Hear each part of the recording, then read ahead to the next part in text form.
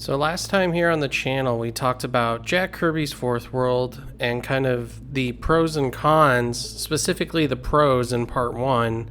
And this video is going to be about the cons to Jack Kirby's Fourth World.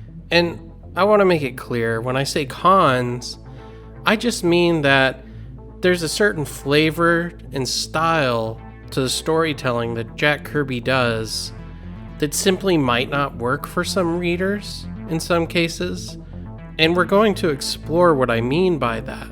And this may or may not sway you from reading Fourth World. So before I even go over these, I'd just like to say I think everyone should read Fourth World. It is a highly imaginative process that Jack Kirby was going through, and you can tell that he was putting his all into it. So I don't mean to get anyone to not read Fourth World. All I mean to do is that, in service to the reader, point out that there might be some things that they might not like about it, and give you kind of a heads up on what those things are. So let's begin.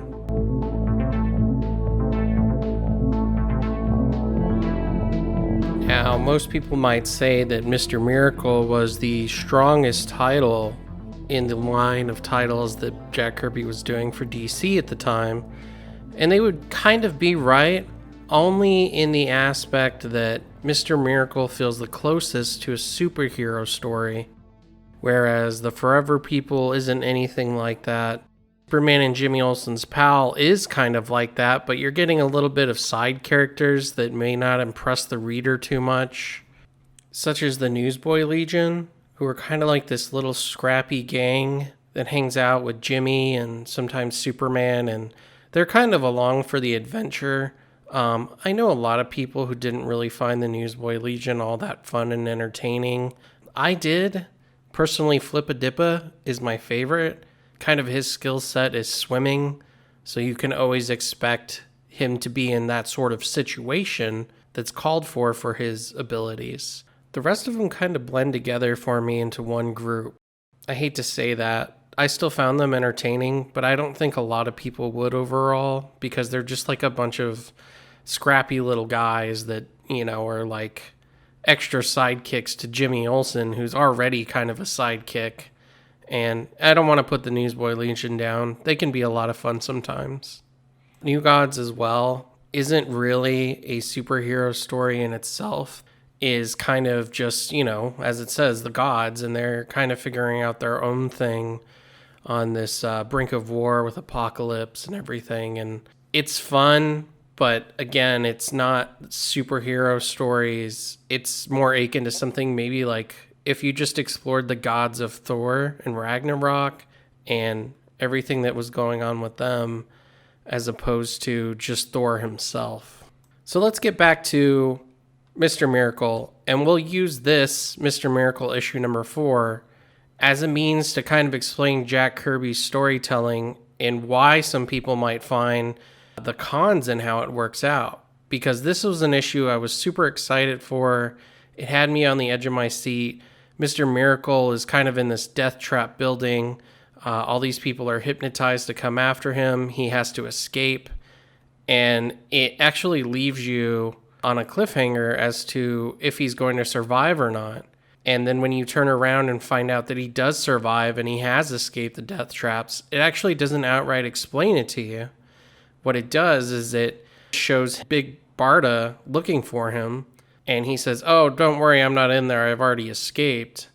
And they leave. And see, this is where I mean the story writing of Jack Kirby kind of takes different turns as a regular narrative in superhero comics. Essentially, Mr. Miracle and Big Barda run into this evil menace named Dr. Bedlam. And it's never outright explained. It's not set up in any way how this came to be. He just sort of appears there, and he sends all these visions and nightmares after them. It's just you suddenly pivot it so fast from Mr. Miracle's in a death trap, oh no, is he going to survive, to it's unexplained how he did survive. Then they're escaping the building, him and Big Barda, and Dr. Bedlam shows up out of nowhere, no setup whatsoever. You don't even know who he is. And they just basically zap out of there. They don't even get it into a fight or anything. It's literally a page and a half of him just showing up. And then later on, you finally kind of get more into the meat and potatoes of how did Mr. Miracle escape the death trap? And he kind of explains it to Oberon, who is this character that basically is his assistant in helping him improve his techniques and set up these at-home death traps that he helps Mr. Miracle get into so that he can escape and practice, being the best at what he does.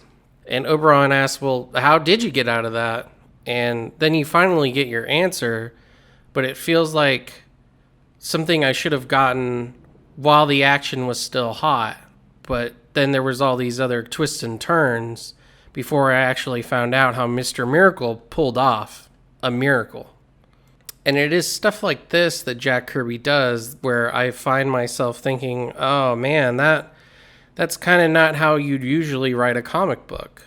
In the actual heat of the action, you would probably show the reader how the hero is escaping. Also, if you're going to bring in a villain, you might set them up previously to this in the issue, or at least give us some sense of who this person is and why we should care. But that's kind of Jack Kirby's process in Fourth World. It always feels like he has to just keep going. He has no time to explain anything. He's just rushing through it, just trying to get to the next thing, to the next thing, to the next thing. And we see this in a lot of issues of Fourth World where, something's happening, then something else happens, and the action never stops. It just keeps going. Whereas in a regular comic book, there might be a breather, a moment where the characters can talk to one another and have a bit of relaxation in the heat of the moment, explain their feelings. You don't get that particularly in Fourth World all the time. Sometimes Jack Kirby just wants to fill every page with action. And I think that was his sentiments going into being a writer of his own, was that was what he was most excited about and probably what he was most excited to draw. So in the end, he kind of pushed that to the forefront of everything, but also thought, well, I do have to write. And so every once in a while he would interject with story beats that, you wouldn't find in regular narration of a comic book. But it is interesting, to say the least. Compounding on this, there are a lot of characters that show up without explanation in Fourth World that kind of remind you of some of the tricks that Jack Kirby had used previously in other titles, such as the character of the Black Racer, who may be a little too on the note for the Black Racer, kind of like the Black Panther. But in this time, he's a guy who skis through the sky. And in my mind's eye, I just see a very diluted version of the Silver Surfer. Sadly, skis aren't as cool as surfing. Stuff like this that you might say, wait, I've seen this character before, and I've seen Jack Kirby create a character such as this before. And this is one particular example where it seems like he kind of fell back a little bit on using the same gimmicks that he had before.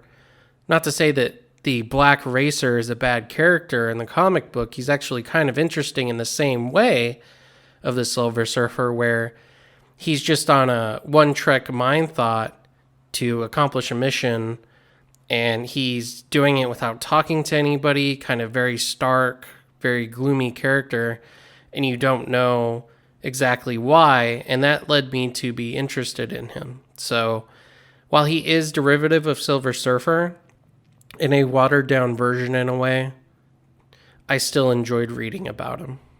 Now, I do want to point out something, and that's that I know my videos right now have been kind of short and fast, and I've been trying to keep them as precise and, as quickly edited as I possibly can.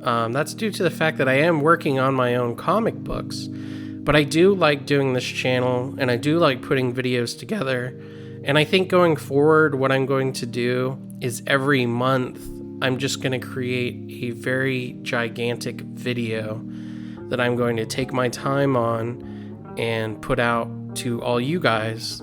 Instead of just doing these, quick 5-10 minute videos, splicing together as fast as I can so I can get back to the drawing board.